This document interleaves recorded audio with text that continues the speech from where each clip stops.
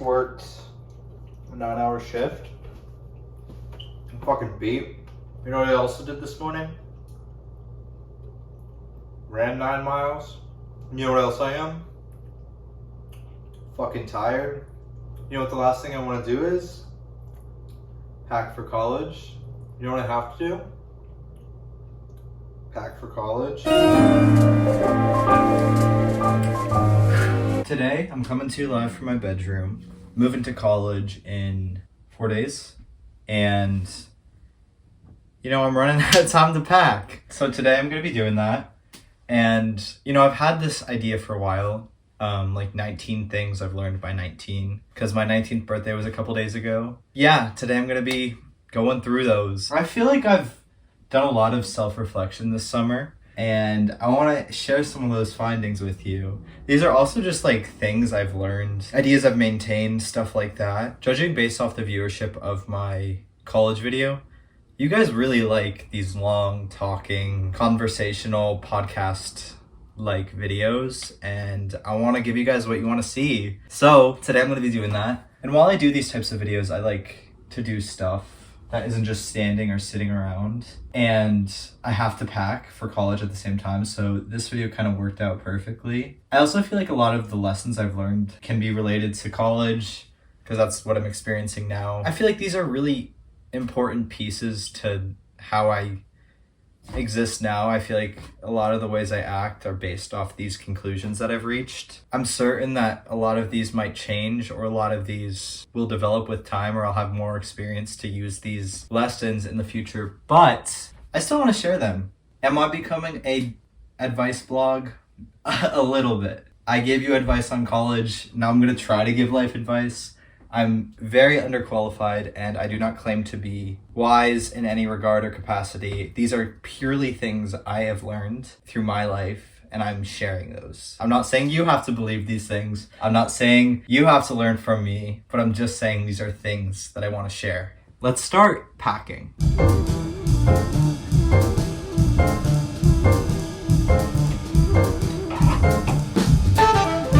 So many clothes, bro. Okay, the first thing on this list is being alone is a sign of strength, not weakness. And this one, I still haven't fully comprehended yet. People would always say being alone is an art form, being alone is a practice, but I didn't really understand that. I also felt like, because of social media and stuff, being alone is you're lame, you have no friends. But now I'm starting to realize being alone is such a strength, and the ability to be alone for an extended period of time is a wonderful strength to have. And I'm starting to advance that skill more, but I don't know, for the longest time I was I don't want to be alone. I want to be surrounded by friends always. Being alone would be the worst case scenario. And then I had anxiety about being alone. If I'm always surrounded by friends, then people will know I have friends. If I'm never surrounded by friends, then people will think I'm lonely or don't have friends, and I'll also feel lonely.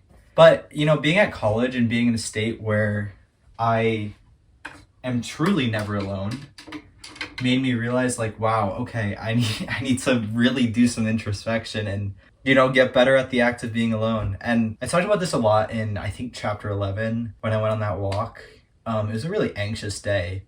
But ever since then, I've kind of been getting better at and exposing myself to more alone time. And I'm appreciating it so much more now that I'm home away from people and am able to have my own space. And I know going back to college is going to take away that ability, but that's only going to make me appreciate it more, which is also a good thing. So, number 2, love isn't definable or comprehensible. It's a feeling or abstraction. It's not some distinct thing that you can label or put into writing or words. I think this one is kind of one I learned through more platonic love rather than relationship type love. Love seems to be, in my eyes, in my very youthful and underexperienced mind, love is the act of fully not giving yourself up to someone, but accepting someone for every aspect of themselves and caring for them regardless of those, the factors that a lot of people would look away from. I also feel like love is a learned process, and it's not one that is, it's not tangible. It's not something that you can have within a short period of time. It's something that you gain over months, over years. And I think of friendships that I've made in middle school and how I love all my friends that I've like kept in contact with, stayed close with. And even if there's periods where I'm not talking to them, those ebbs and flows of my relationships, I know that love will still exist because I love them, you know?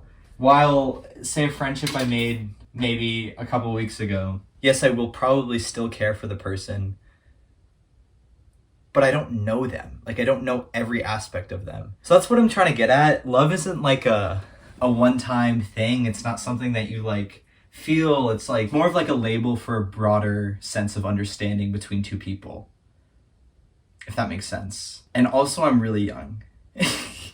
Like, okay, I know I'm young and I probably haven't experienced as much love as like a 70-year-old. Yeah, we'll see. We'll see how that one plays out. I'm curious to see how my perception of love changes with time. But as of now, I view love as kind of like a time-based process rather than like a one-off distinct thing that you feel. It's more of like a deeper level of understanding, kind of like a subconscious thing. Number 3. Things like your mental health don't get better necessarily by moving away, changing location, or changing your external condition. The hard work has to be put into it. Time is the healer, not external circumstances. You know, growing up, I used to be like, wow, once I move away, all of my worries, all of my anxiety, all of my, unhappiness will fade away. Once I go to college, it'll all fade away. I thought that for like maybe freshman and sophomore year of high school, until I actually started putting the work in. And then I realized, wow, like this isn't going to change with my external conditions. I feel like these processes are always going to be there. And that was true. At college, that kind of all the things that I experienced in high school, all of my, struggles I've had have carried out. I didn't lose them because I left this town. Of course, there are examples of your external conditions being horrendous and the thing you needed to do was leave. I'm not denying that, but there's a lot of, especially in a small town, a lot of people are like, once I get out, like, it's going to be amazing. I'm going to be so happy. And, that's not really the case. And that delusion is kind of harmful because once you leave, you might be even more depressed that things aren't shaping up to the way you thought they'd be. Yeah, these false expectations that we put on external circumstances can oftentimes lead you to some false hope. And the thing that like a lot of people really need to do is like practice self-reflection, put the work in, whether that's therapy or, other forms of mental health care. That's really what's going to change a lot of your processes. And it's not necessarily the situation you're in currently. A lot of people carry out their brain processes in the way they do, regardless of where they are. And that'll likely be the case for a lot of people. So what I've learned is not to put my mental health situation on external circumstances and solely attribute what I'm experiencing to a lot of my internal stress and internal monologue and stuff. And obviously I'm going to face hardships, but changing those might not necessarily change everything in my life and make everything better. I'm certain that there's going to be experiences that once I get out of them, my mental health will increase. But there's also going to be experiences where my mental health is bad in them, and then things get better and my mental health is still bad. And that's fine. That's the way brains work. Things aren't going to change just because something around you changes. I think a lot of the time, and this is broadly speaking, at least from my own experience, we as humans use a situation or an experience or, whatever's happening in your life as a scapegoat for something deeper. And that's kind of what I was trying to get at. I don't know if that came across as clear, though.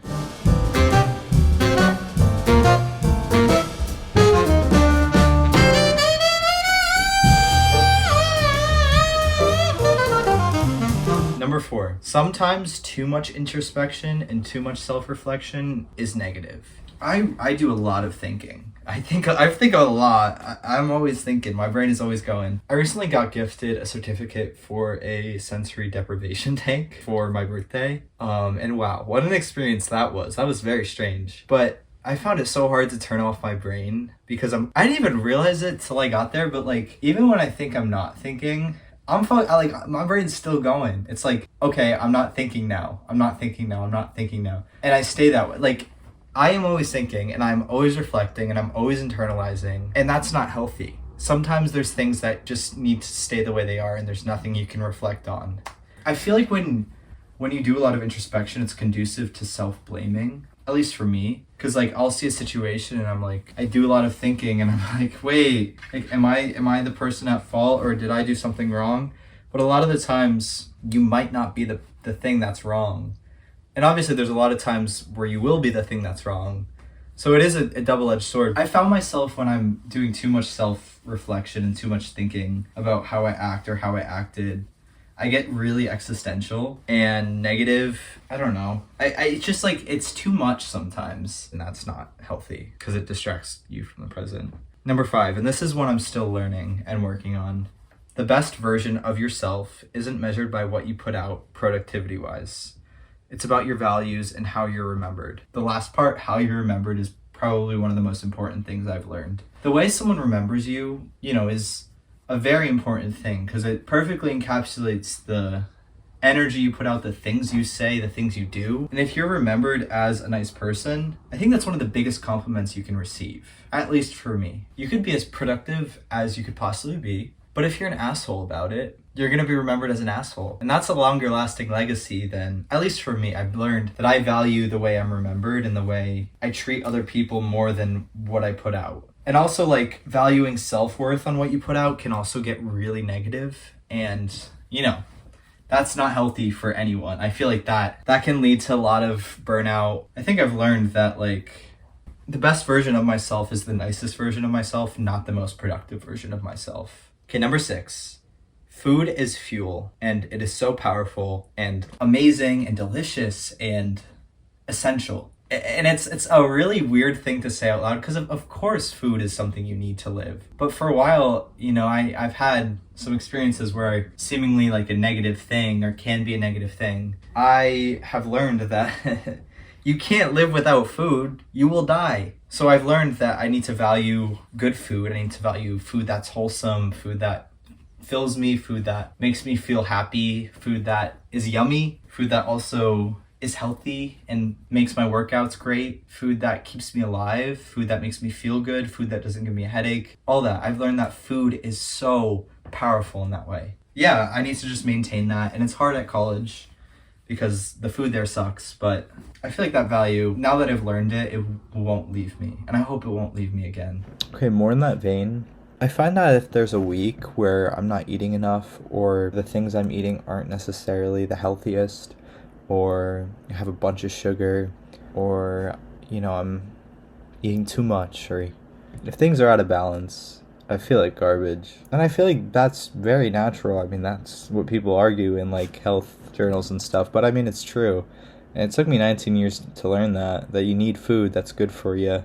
And you need it. Like, you can't live without it. And you also need food that tastes good. Like, those are essential. All right, number 7. Fitting in is not that important.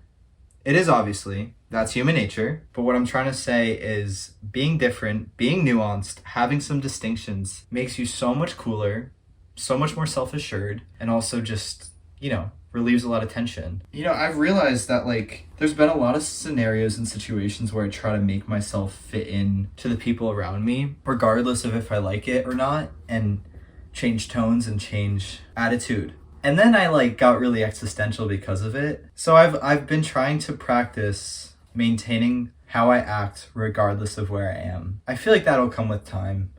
I know it will because I've gotten better at it over the years, and I feel like that skill won't go away. But yeah, tonal shift is like something I need to really work on. Obviously there's some amount of tonal shift that you need to have, whether it's talking to a professor versus your best friend, obviously, but like when it's like irrelevant things, I need to like remember that I like the way I speak, I like the way I present myself, I like the way I dress, and I don't want to lose that just to fit in.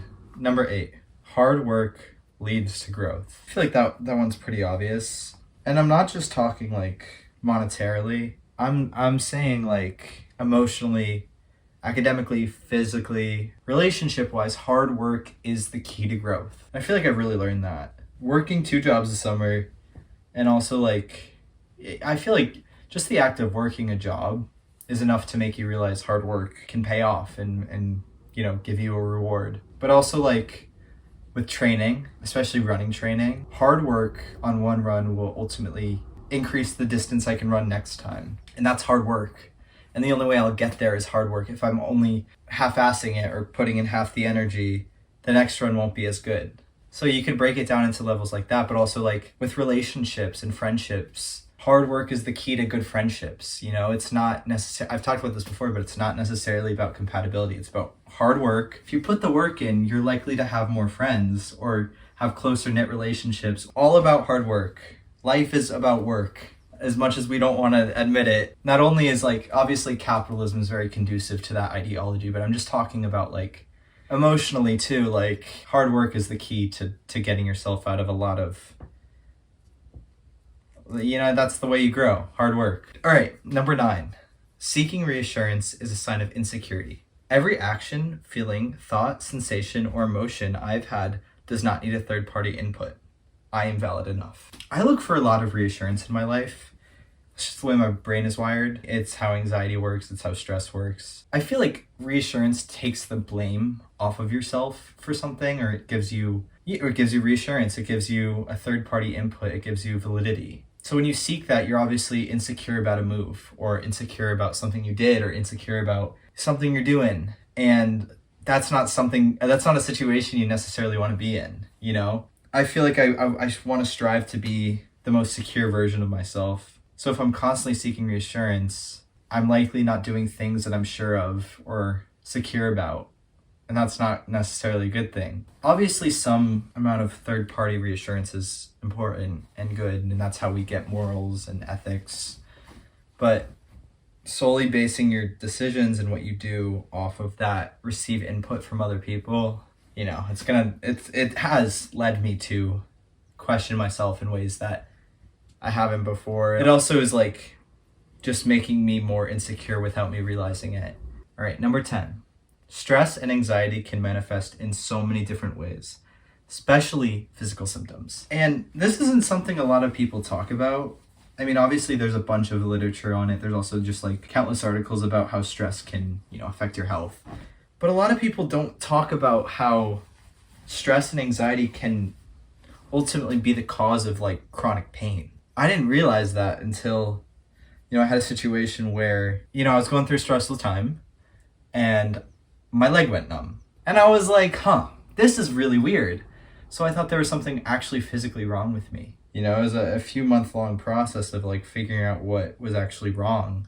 And I realized it was just in my head. And that's not to discredit my feeling, because I was actually feeling it. But at the same time, like, I don't know, it made me realize like, wow, stress isn't just like shortness of breath. It also can be like the reason you feel sick or feel like you're going to throw up or have a cough or even a cold. Like, there's so many studies that prove that stress can lead you to be more like likely to get a cold, or can make your throat sore and stuff like that. Something I didn't realize till this past year. Stress is not only just like, you know, heart racing fast. It's also just like, it can affect practically every aspect of your life without you even realizing it. It can manifest in so many ways that aren't just, you know, the things we think of with anxiety.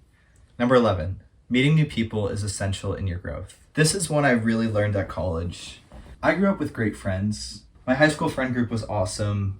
They're some of the best people I know, and I hope to God I never lose contact with any of them because they are so amazing. And that made me not want to seek out new people and made me want to stay in the same circle. But once you get to college, that's obviously no longer an option. So that's when I met a lot of new people. And this is something I'm so excited to do when I get back. I can't wait to just talk to new people, learn from people, hear people's stories, you know, just have connections with new people. It's so cool. That's how I grow. That's how you learn to like act a new way. That's how you like learn to discuss it, and you learn a lot, and that's how you grow. Like I was saying, like growth is learning. Yeah. I think that's all I really have to say, but like I hope there's never a point in my life where I'm not actively meeting new people. It's just meeting new people is so cool. It's really anxiety inducing at first, but at a certain point, once you like get conversing, like that's when the magic really starts. You hear about where they're from, you tell them where you're from. It's just awesome. Number 12, people like you. This one is really hard for me to even like admit, because like I'm insecure about a lot of things. I think everyone is. I feel like that's a pretty normal state to be in as a human. For the longest time, I was like, why do people like me? Why do people want to be around me? Do I really bring anything to the table? Which is a pretty dark place to think about yourself. But I did think like that. I was like, do people actually like me? I don't know. I feel like I just need to remind myself that I have people in my life that love me. Regardless of if I say the wrong thing or screw up something, like I get an F on a test or something, there will still be people in my life that like me. It's reaffirming to know that there's always going to be people in your life, no matter what happens, that will love you. That's what I'm trying to get at. And that helped me overcome a lot of my like insecurity about myself. I'm like, wow, okay. There's people who have sacrificed things for me. There's people who like me. There's people who want to be around me. There's people who enjoy my presence. That makes me feel a little less insecure in a lot of scenarios. It also just helps me boost my self-confidence, which is also a good thing. Reminding myself of that in times of, really low self-confidence, it's nice to remember that. All right, number 13. Friendship should never be undervalued, no matter how busy or stressed you get. And this is one I've never forgotten. This is one I've always maintained. I value friendship a lot. I think friendship is one of the most pivotal pillars in my life. I hope I never forget that. And I hope I never lose sight of like what I value in friendships. I know like there's a big discussion around like when you get in a relationship or something, you might ditch your friends. I've never done that. I also don't like when friends do that to me. I don't think I'll ever do that. If I do, friends, come back to this video and watch it and revisit it and tell me this and like show me this, because I never want to lose sight of that. I don't know. Friendship is awesome and important and one of the most important aspects of my life. I think to add to that, I wanted to highlight how important friendships are in comparison to relationships. Obviously, they're both important, but I've learned that at certain points in my life, friendships should be valued over potential romantic relationships, and that's okay. I've also learned that like friendships and relationships both have their pros and both have their cons, but a lot of people value romantic relationships a lot more than friendships, and I don't know, I just want to remind myself that I never want to lose sight of the value I have for friendships. And obviously I value both, but friendship is still very important to me. So, yeah. Okay. Number 14. Someone else's anger or rudeness towards you is likely a reflection of their own mental state, not yours. And to get the obvious thing out of the way, if you're doing something wrong, someone will likely tell you, and they're probably valid. I fucked up, and I'm glad when people tell me that. Sometimes I'm not glad, but people will tell you when they're mad at you, and they should. That's important. But what I'm getting at is if someone is unnecessarily rude to you, I shouldn't internalize that. Because a lot of the time, it's just a reflection of where they're at. And there's nothing you can do but, like, try to be nice back or talk to them about it.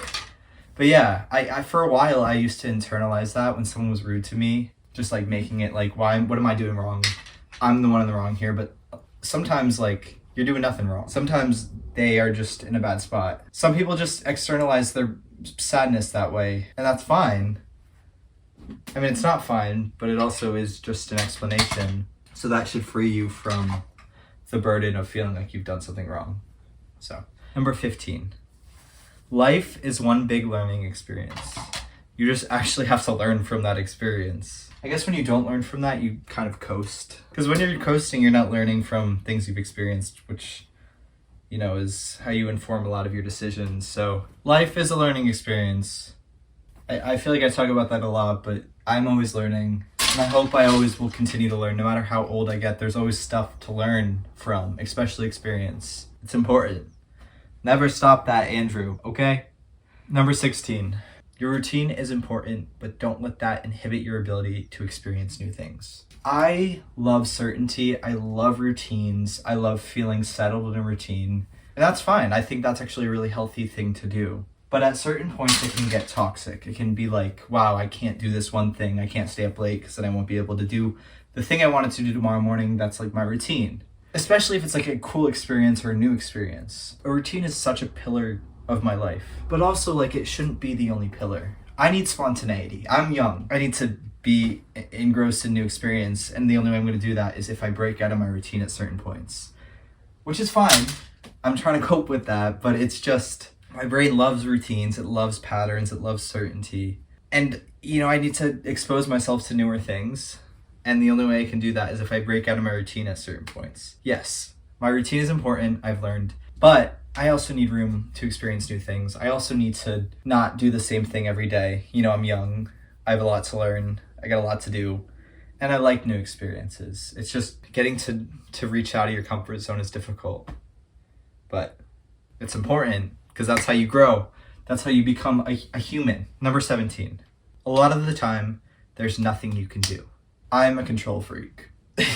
I like to be in control of my actions in my life. And when I'm not, I have the worst anxiety ever. And coping with the idea that sometimes there's nothing you can do to change an outcome or change the way something is hard, because you're always told that the way you improve your situation or the way you change something is through your own actions, which is very true. But sometimes there's nothing you could do to change that. Okay, let's talk about a test. Say you have a test coming up, and at a certain point, there's only so much you can do to ensure that you're gonna pass that test. What if the teacher completely changes the test and puts random things on it? That's out of your control. The only thing that you can do to combat that fear is cope with it. Yes, there's things you can do to improve your odds of doing better on that test, but there's only so much you can do. Same goes for a flight. You booked a flight. You get to the gate and you're waiting in line. This happened to me.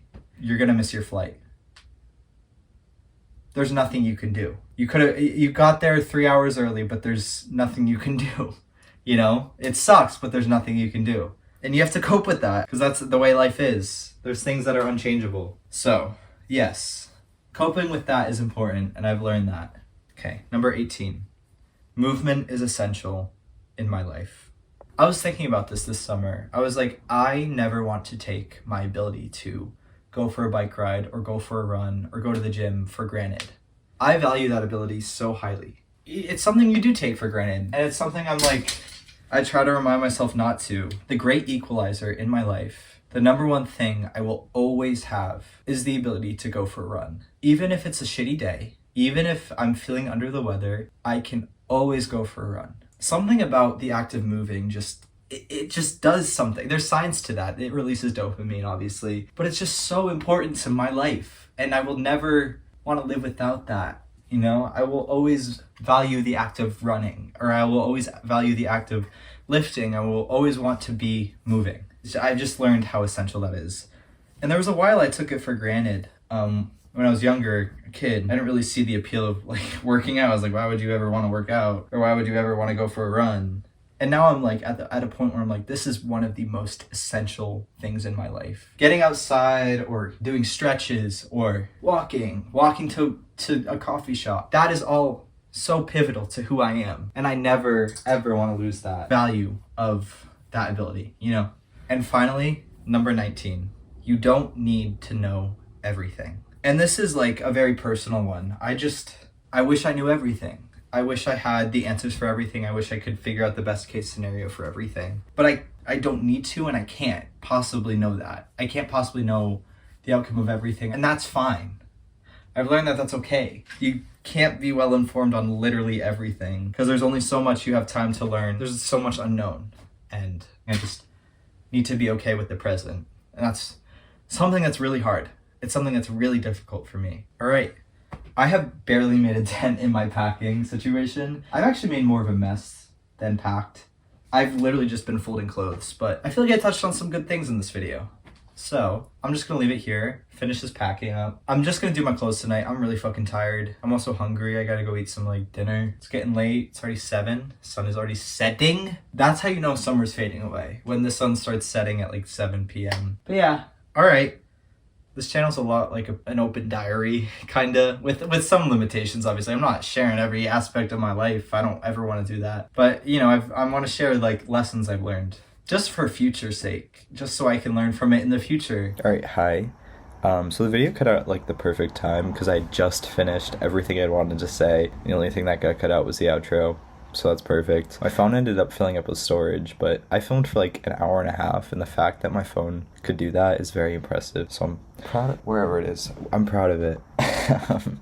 Also, the turnaround time on this video was very quick. I wanted to get this up while it was still like pretty close to my birthday. My birthday was now 10 days ago. I hate birthdays, but the birthday itself wasn't that bad. I'd worked that morning, which was pretty rough, and then I kind of did nothing for the rest of the day until I got dinner with my family, which is good. I like birthdays to be very reserved and very private. And then I had like a little birthday get together on a separate day, which also served as like a goodbye to my friends, which I like my birthday being at the end of summer because it's an excuse for everyone to see each other. This video itself, I think, is very important to me. Touched on some pretty good notes, some stuff I want to remember, some stuff I've learned. If anything resonated with you, I mean, it's the whole point of me posting this. But yeah, I think these are all pretty good life lessons, and I'm curious to see where I'm going to be at by 20. Next year I turn 20, which is pretty crazy, but also not that crazy. I don't ever feel not my age. Like, I feel 19. I think by 20 I'll be feeling 20, which is good. It's just 20 is such a daunting 10 years. Like, your 20s, that's like a thing. We'll see how it goes. I feel like this year is going to be good. I feel like I can settle down a little more and kind of ease into myself in ways that I wasn't able to this past year. Also, 18 was filled with so much change and so much uncertainty. A lot of that's kind of filled out and everything's a lot more stable, so I feel like 19 will allow me to like chill out a little more and be more focused. Hoping that's the case. We'll see where we go.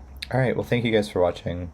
I've not packed since this video, and I leave tomorrow morning, 24 hours from now, and I have literally just done half my t-shirts and I folded them and put them in the spare room, so we're kind of waiting to the last minute, but you know, it's fine.